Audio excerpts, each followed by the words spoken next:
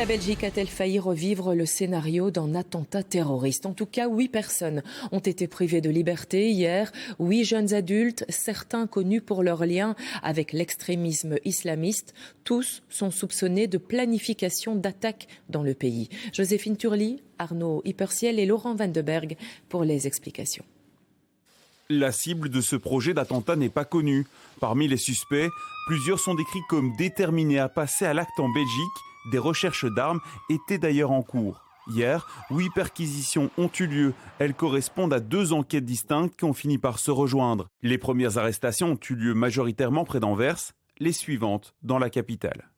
On avait remarqué pendant les 2 enquêtes que certaines personnes avaient des plans concrets quand même pour commettre un attentat terroriste en Belgique. Au début, c'était 2 enquêtes distinctes, l'un séparé de l'autre. Mais à fur et à mesure, pendant les 2 enquêtes, on a remarqué que certains protagonistes avaient des contacts entre eux. Aucune arme ou explosif n'a été retrouvée lors de la perquisition.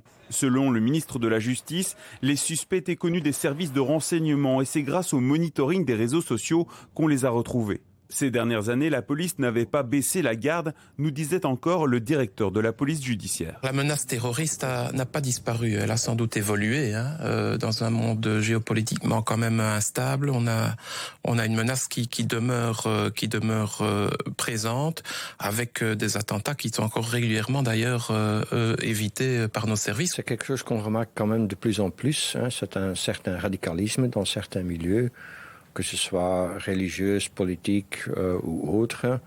Et dans certains cas, il y a des gens qui ont des projets concrets pour se commettre un attentat. Les suspects ont été auditionnés par la police fédérale. Le juge d'instruction a 48 heures pour les placer sous mandat d'arrêt.